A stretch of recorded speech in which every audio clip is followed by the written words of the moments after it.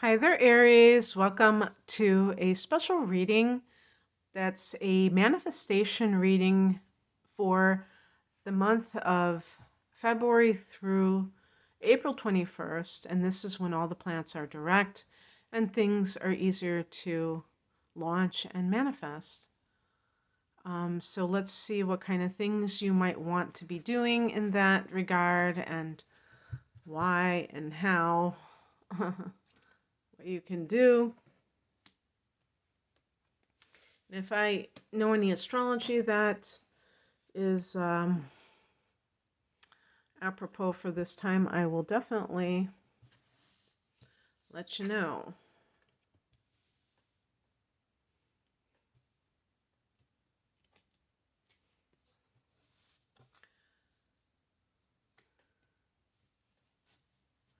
Okay, let's pick another card because this kind of leaves you hanging. Okay, well, I think the nature of some of these cards is because you're actually going, I said until April 21st, and on April 20th, you're going to have a solar eclipse in your sign at 29 degrees of Aries, almost 0 degrees of Taurus. But a lot of this reading is taking place before your, well, at least half of it, when the sun is in the 12th house or the sun isn't in your sign yet.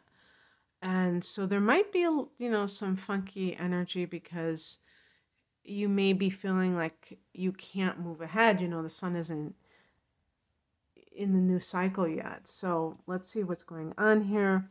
When I look at your heart of hearts, when it comes to what you're wanting at this time, it could be manifesting freedom in your life, or I could say expansion. That's a better way of, it's more accurate.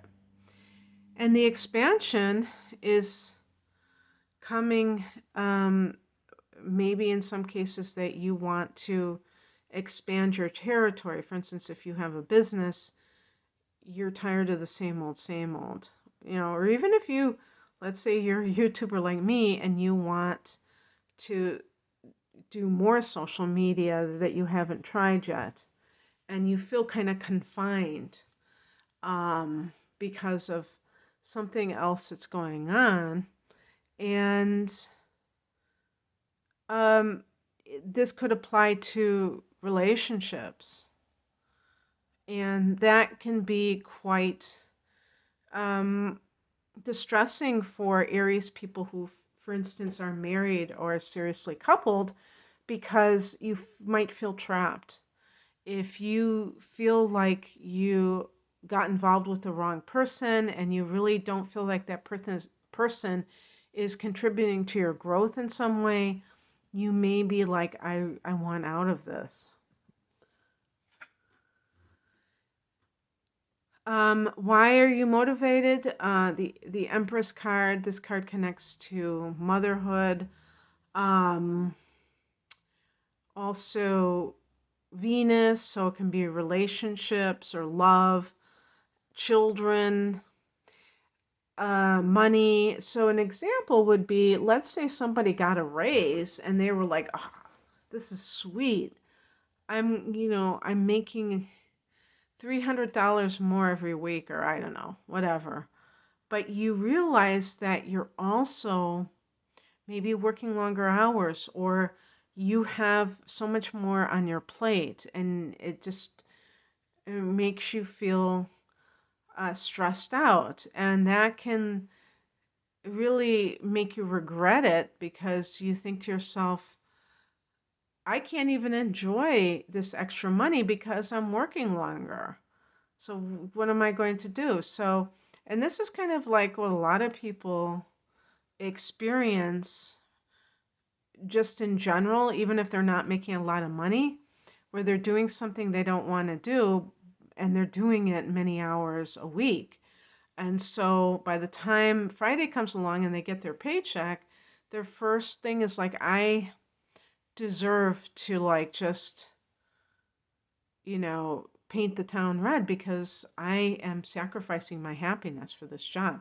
So what do? They go out, maybe they are gluttonous in what they're eating. They're eating things that are not necessarily good for them in large quantities, drinking to excess, um, maybe, having random sex, I don't know, and picking somebody up and doing that. I know I sound like I'm being preachy, maybe I am, but what I'm saying is that it's what people do to justify their sacrifices, because otherwise, what's the point, right? What's the point of all of that? So, what about if someone were to seek new territory, like the Three of Wands, but they weren't necessarily worried about how much am I making? What's my job title? What's my status? They were just seeking out their own happiness. Like, what would that look like? So, that could be running around in your head. You do have Chiron in your sign. So when Chiron is transiting your sign, you may feel kind of tender.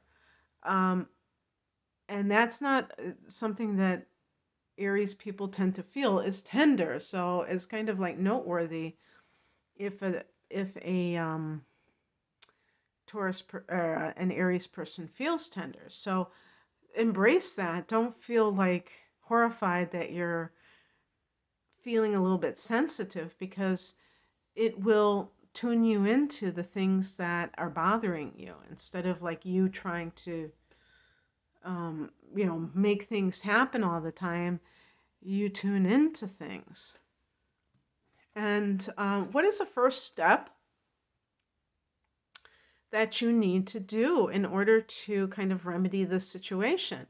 The Seven of Cups is a card that can indicate that the person is unfocused. Maybe they're kind of trying to like flail around and find something that makes them happy.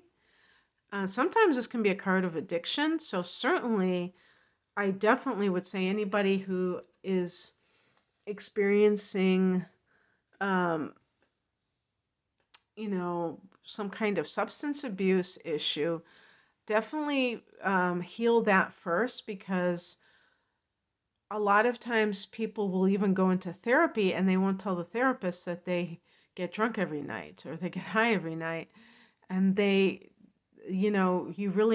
people really need to know that these things can definitely even cause the very thing that you're trying to get rid of anxiety and you're doing something like that, and it just actually is the cause, and not doing it is the solution sometimes, and it's very insidious, so it's hard to really know this. But the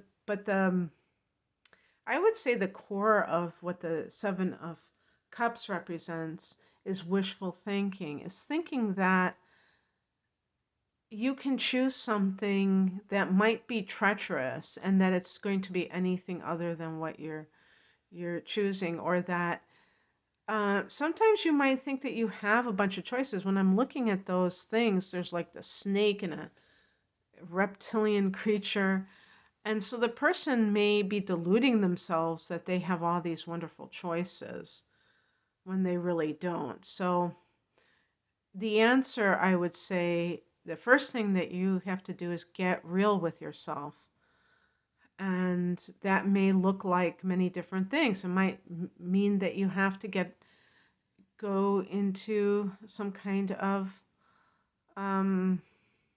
support group for an addiction. It might mean you have to be honest with yourself about a relationship, about a job, and whether or not you're really happy with it. Because, yeah, I mean, it could be somebody who's deluding themselves in some way. What's coming in is the Five of Wands, Swords, and this can be a situation where other people are part of the problem. They're the ones that are deceiving. So maybe you thought that they were on your side and they're not. That can also indicate a need for a change of scenery, because maybe you're surrounded by the wrong type of people, and that is contributing to your issues. Also, watch out for the empty victory that this card can represent. You may feel like righteous indignation or that you are on the right side of something, and so you try to, I don't know, like right or wrong or do something. And the person in this picture, if you see, he's got another sword, like he took a sword from somebody else, and the other ones laid their swords down. So he got what he wanted, but he may not feel like it was worth it. And it's true, remember that Aries is ruled by Mars, and Mars is the god of war. Don't overdo these things. Don't, in your righteous indignation, don't commit a greater sin because you felt wronged. Be the bigger person. There's, what the thing that came through my mind was, vengeance is mine, saith the Lord. Well, is God about vengeance? Does anybody really believe that? So to me, I kind of laugh because I don't think that God is like that. I think that is a very human trait.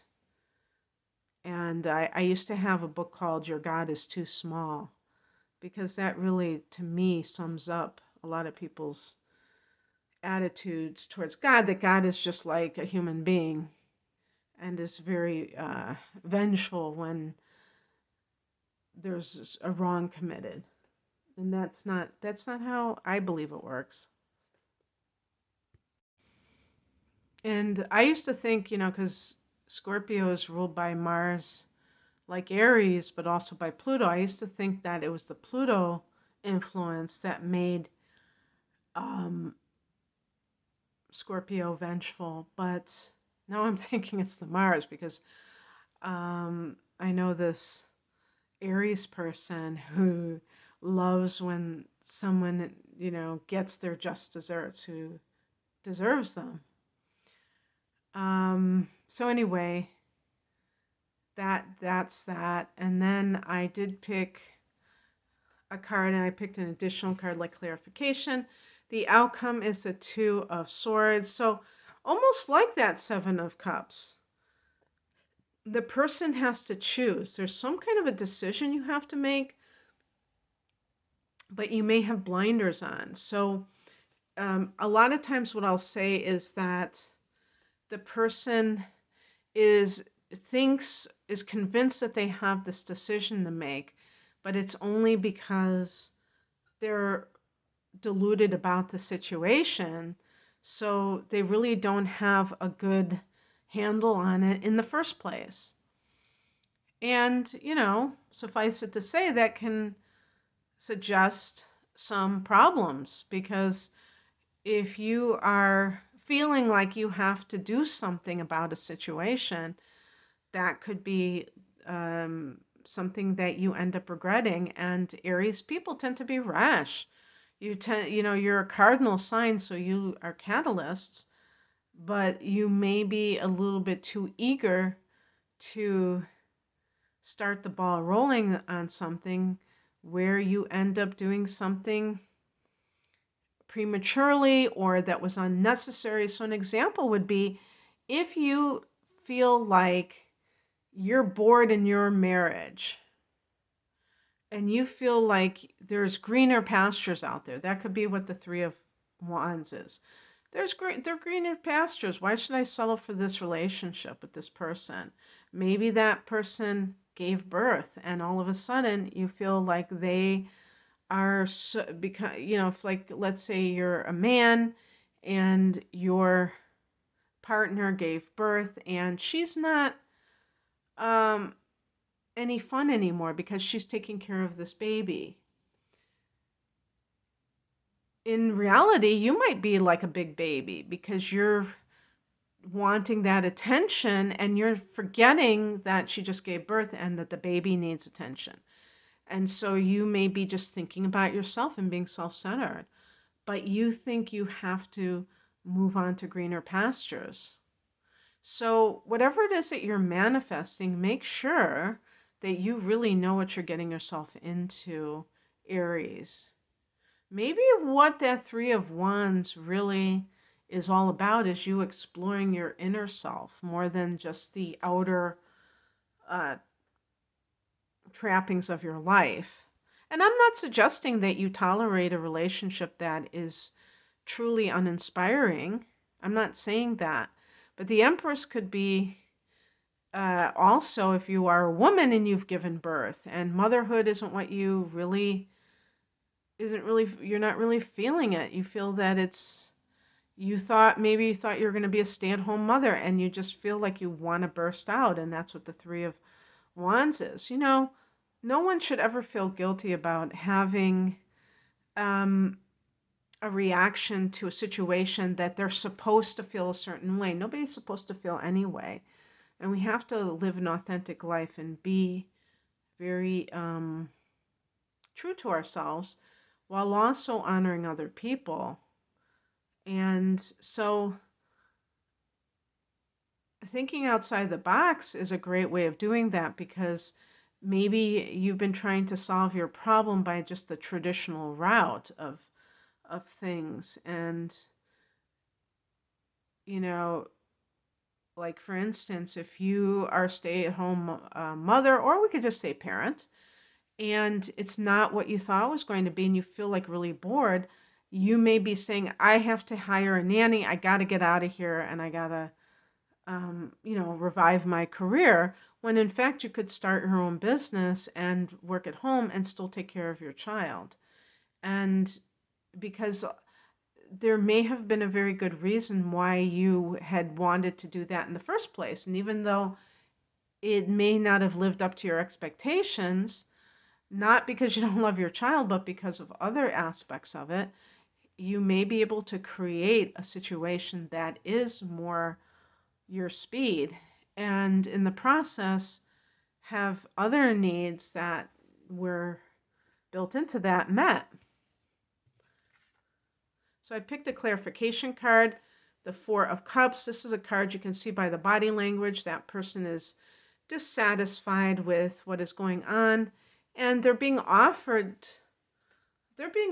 something emotionally, but it's not what they want. And is that person a spoiled brat? I don't necessarily think so. I think that more often it's about paying attention to your dissatisfaction rather than saying, you're a ungrateful SOB. No, maybe you need to pay attention to what is very unsatisfying in your life, what is making you feel uninspired, and that will give you the information that you need to go forward. But the point is that Seven of Cups and that Two of Swords might be you unfocused and not really seeing the problem for what it is, which is a lack of dissatisfaction, but it comes from you. If somebody is dissatisfied with their life and they blame other people for that, you're not interesting enough for me. While it could be true that you're incompatible with someone, it could also be true that you're blaming other people for your own failings, meaning your own feelings of dissatisfaction that you assume other people are supposed to alleviate in you, as if it's not your responsibility somehow. So that's what I have for you, Aries. I hope that this resonated. If you would like a private reading, the link is below. Take care. Bye.